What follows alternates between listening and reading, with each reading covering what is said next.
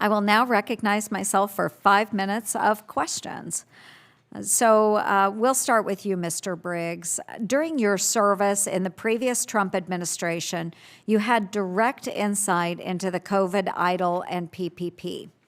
As you know, both programs have suffered from a lack of transparency and experienced over $200 billion in fraud. These same problems plague many of SBA's loan programs, as I highlighted during last month's hearing on the 7A loan program.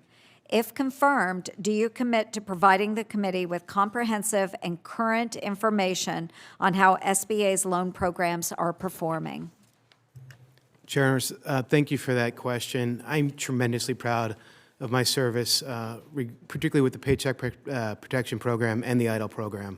I believe they did an incredible job of helping to preserve American small business jobs at the worst economic crisis since the Great Depression. However, as you have noted, there is way too much fraud in these programs, or was too much fraud.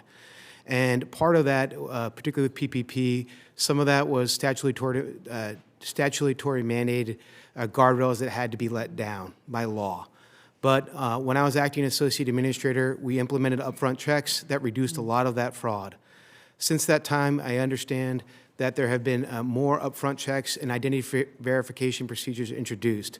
However, should I be confirmed, I will continue to focus on cracking down on fraud in the current programs and have a zero-tolerance approach to fraud going forward. Very good. I appreciate that, because I am worried that the 7A loan program could require an appropriation if those defaults are too high without enough fee revenue to offset the losses that we have experienced. Will you commit to reviewing the loan portfolios and make necessary policy changes to avoid taxpayers footing the bill wherever that may lead, including tightening up eligibility?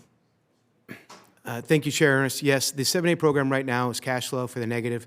For the first time in 12 years, I was noted in the hearing 3 weeks ago. It is a serious problem, and one that ultimately ends up hurting access to credit for all small businesses. I will work with Administrator Loeffler, the Associate Administrator of Capital Access, and all of the relevant SBA staff to make sure that we're doing everything we can to put that program back to its historical position of being having a neutral subsidy, where the taxpayers aren't taxed to run the program. Very good. No, thank you. And what, in your experience, were the pitfalls of SBA's COVID programs? Chair Ernst, I've spent the last 4 years thinking about lessons learned from that experience. It was an unprecedented time, as every member of this committee knows, and as Ranking Member Markey did know, we did come together to work on this at a perilous time in our nation's history.